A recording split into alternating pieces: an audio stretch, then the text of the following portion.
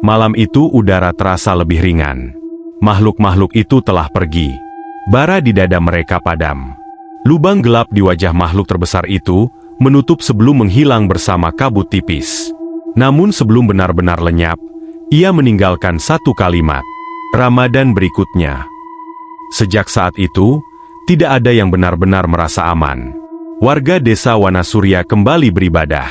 Masjid kembali penuh. Doa kembali lantang. Tapi kali ini, ada ketakutan di sela-selanya. Karena mereka tahu, makhluk itu bukan datang untuk menghukum.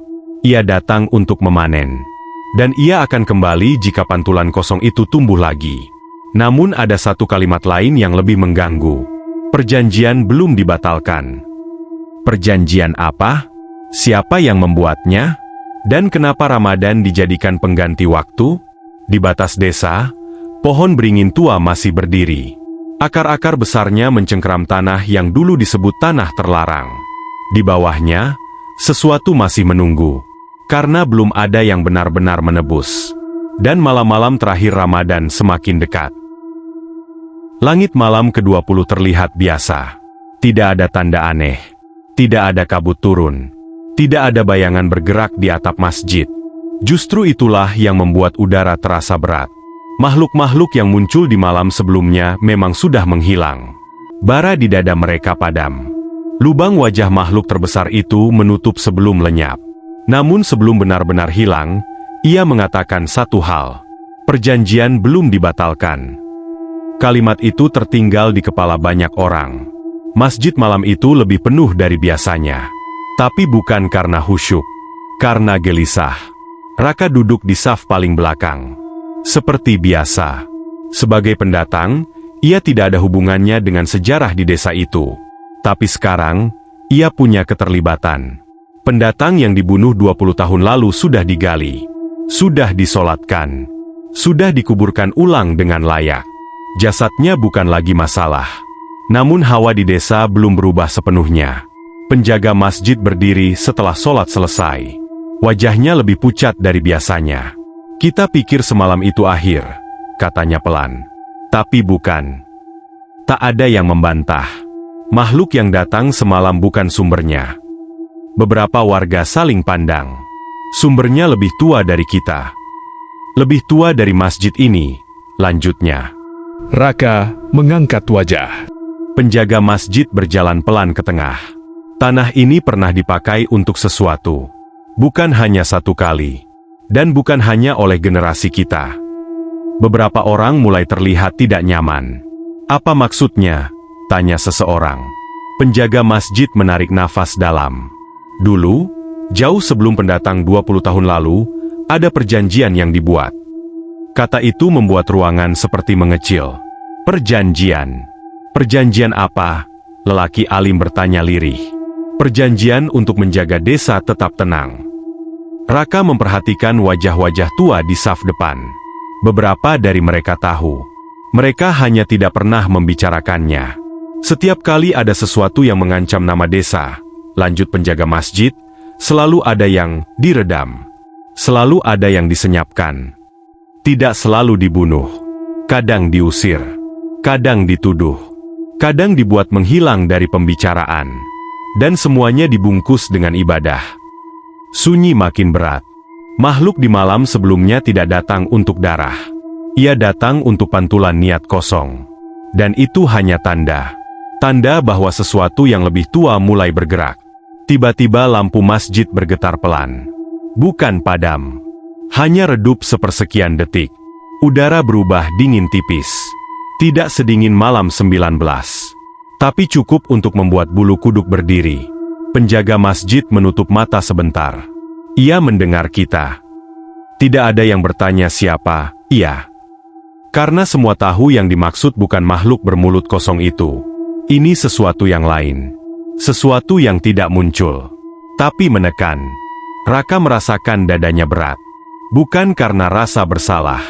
Tapi seperti ada beban yang bukan miliknya. Ia berdiri tanpa sadar. Apa yang harus dilakukan? Penjaga masjid menatapnya lama. Kali ini bukan soal jasad. Bukan soal pengakuan. Lalu, Perjanjian lama harus ditutup. Bagaimana caranya?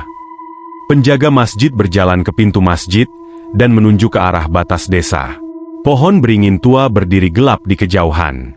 Harus ada yang menjaga batas sampai malam 30. Sunyi. Beberapa orang tidak langsung paham. Menjaga bagaimana? Berdiri di sana setiap malam. Dari setelah tarawih sampai menjelang subuh. Tanpa ritual. Tanpa doa keras. Tanpa pertunjukan. Hanya berdiri. Hanya menjaga. Raka menatap penjaga masjid. Dan kalau tidak ada, penjaga masjid menjawab pelan. Maka perjanjian lama tetap berlaku. Apa isinya? Penjaga masjid menatap semua warga. Setiap generasi akan mengorbankan satu nama untuk menjaga nama desa. Kalimat itu membuat udara berhenti bergerak. Lelaki alim langsung pucat. Artinya, akan ada korban lagi. Bukan karena makhluk, jawab penjaga masjid. Tapi karena manusia akan memilih jalan cepat lagi. Sunyi panjang. Pilihan itu jelas sekarang. Menebus dengan menjaga. Atau mengulang dengan menutup kebenaran ketika sesuatu terjadi lagi. Raka melihat wajah-wajah di sekitarnya. Sebagian ketakutan. Sebagian marah. Sebagian ingin masalah ini selesai tanpa pengorbanan. Ia sadar sesuatu. Kalau yang menjaga adalah warga lama, akan muncul bisik-bisik. Dia cari muka. Dia ingin dilihat tobat. Dia menebus dosa. Dan itu akan kembali jadi ibadah palsu. Penjaga masjid berkata pelan. Yang menjaga tidak boleh karena takut. Tidak boleh karena ingin menebus. Tidak boleh karena ingin terlihat suci. Semua perlahan menyadari arah tatapan mereka. Menuju Raka. Pendatang. Orang luar. Yang tidak terlibat perjanjian lama. Raka merasakan tatapan itu. Ia tidak merasa terpaksa. Tapi ia juga tidak merasa wajib. Ia datang ke desa itu hanya untuk bekerja. Mengontrak rumah kecil. Tidak ada niat jadi bagian sejarah. Namun malam ke-20 ini membuatnya berdiri di persimpangan. Jika ia diam, desa ini mungkin akan baik-baik saja. Atau mungkin tidak. Penjaga masjid tidak menunjuknya. Tidak memaksa. Ia hanya berkata, pilihan tidak boleh lahir dari tekanan. Sunyi panjang menggantung. Angin dari luar masuk pelan. Lampu masjid stabil kembali. Di kejauhan, bayangan pohon beringin terlihat lebih pekat dari biasanya. Seolah menunggu jawaban. Raka menarik napas dalam. Malam ke-20 belum selesai. Dan keputusan itu belum diucapkan. Sunyi di dalam masjid terasa seperti menunggu sesuatu pecah. Tidak ada yang berbicara setelah penjaga masjid menyebut batas desa. Tidak ada yang langsung berdiri. Semua orang berpikir hal yang sama. Tapi tak satu pun ingin menjadi yang pertama mengatakannya. Menjaga batas sampai malam 30 berarti 10 malam penuh. Setiap malam.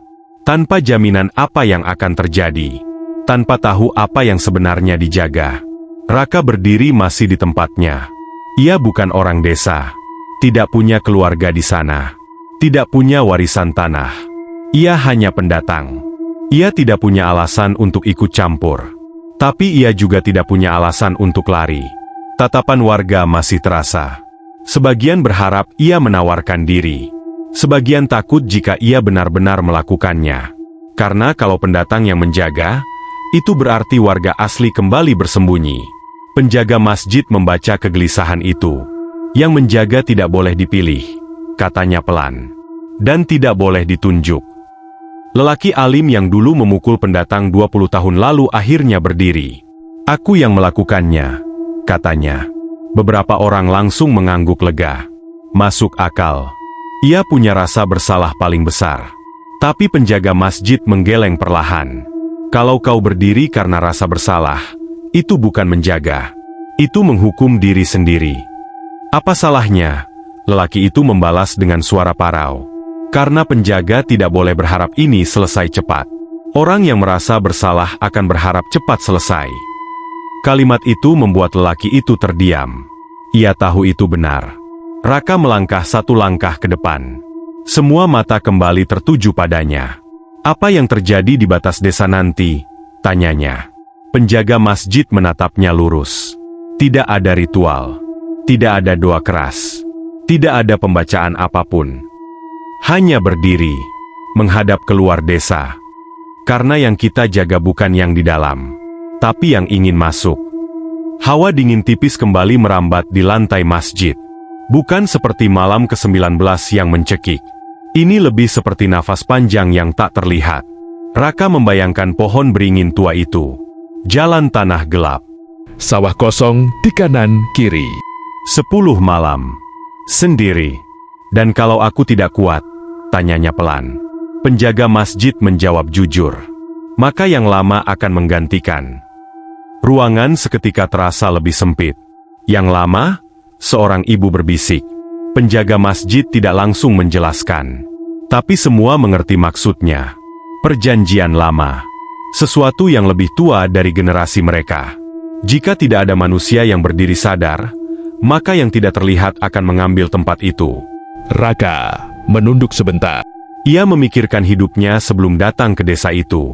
Pekerjaan sederhana. Hidup sederhana. Tidak ada misi besar. Tidak ada panggilan heroik. Ia datang ke Wanasurya karena ingin mengabdi. Ia bukan penyelamat. Ia bukan tokoh utama dalam hidup siapapun. Namun malam ke-20 ini, pilihan itu nyata. Kalau ia tidak berdiri, desa ini mungkin tetap tenang. Atau mungkin, 10 tahun lagi akan ada pendatang lain yang menghilang lagi demi menjaga nama baik. Dan siklus itu akan berjalan terus. Raka mengangkat tangannya. Aku akan berdiri di batas desa. Suara itu tidak keras, tapi cukup jelas. Beberapa orang langsung bersuara bersamaan. Jangan. Kau tidak wajib. Itu bukan tanggung jawabmu.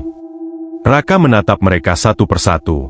Justru karena bukan tanggung jawabku. Sunyi kembali turun. Penjaga masjid tidak tersenyum. Tidak mengangguk bangga. Ia hanya bertanya satu hal. Kenapa? Raka menjawab tanpa drama. Karena aku tidak punya hutang masa lalu di sini. Jadi aku tidak berdiri untuk menebus. Aku berdiri supaya tidak ada yang perlu ditebus lagi. Kalimat itu menggantung lama. Lelaki alim menunduk dalam. Beberapa warga mulai menangis pelan. Bukan karena terharu, tapi karena mereka sadar, pendatang yang dulu mereka bunuh juga tidak punya hutang di desa ini. Dan mereka justru yang membuatnya berutang nyawa. Penjaga masjid akhirnya mengangguk. Malam ini dimulai. Raka tidak menunggu lama. Ia melangkah keluar masjid. Beberapa warga mengikuti sampai pelataran. Langit terlihat biasa. Bintang bertaburan. Tidak ada tanda ancaman. Itulah yang membuatnya terasa jujur. Raka berjalan menuju batas desa. Langkahnya tidak cepat, tidak lambat, tidak ada musik mencekam, tidak ada bayangan mengejar. Hanya suara sandal menyentuh tanah. Pohon beringin tua berdiri diam ketika ia sampai. Angin berhembus pelan. Ia berdiri menghadap keluar desa, seperti yang dikatakan penjaga masjid. Sawah kosong membentang di depannya. Gelap, dalam, tenang. Beberapa menit pertama tidak terjadi apa-apa. Beberapa warga masih menonton dari jauh. Penjaga masjid berdiri di belakang, tidak terlalu dekat. Waktu berjalan. 10 menit. 20 menit. Udara mulai terasa lebih dingin. Raka tidak bergerak. Ia tidak berdoa keras. Ia tidak membaca apapun. Ia hanya berdiri. Lalu perlahan, suara yang sangat pelan terdengar dari arah sawah. Bukan suara makhluk bermulut kosong. Bukan langkah berat. Lebih seperti bisikan jauh yang tidak punya kata. Angin berputar satu kali mengelilingi pohon beringin. Lampu-lampu rumah di kejauhan berkedip hampir bersamaan. Beberapa warga tersentak. Penjaga masjid menutup mata sebentar. Diterima, katanya lirih. Raka merasakan sesuatu berubah. Bukan sentuhan. Bukan dorongan. Tapi seperti ada garis tipis tak terlihat yang kini melewati tempat ia berdiri. Seolah batas itu benar-benar nyata, dan ia kini menjadi penandanya. Suara bisikan itu berhenti. Udara kembali stabil. Tidak ada makhluk muncul. Tidak ada bayangan berdiri. Tapi desa terasa lebih ringan. 1 jam berlalu. Raka masih berdiri. Warga satu persatu mulai kembali ke rumah. Penjaga masjid tetap menunggu sampai menjelang subuh. Ketika adzan pertama terdengar dari kejauhan, udara dingin itu benar-benar hilang.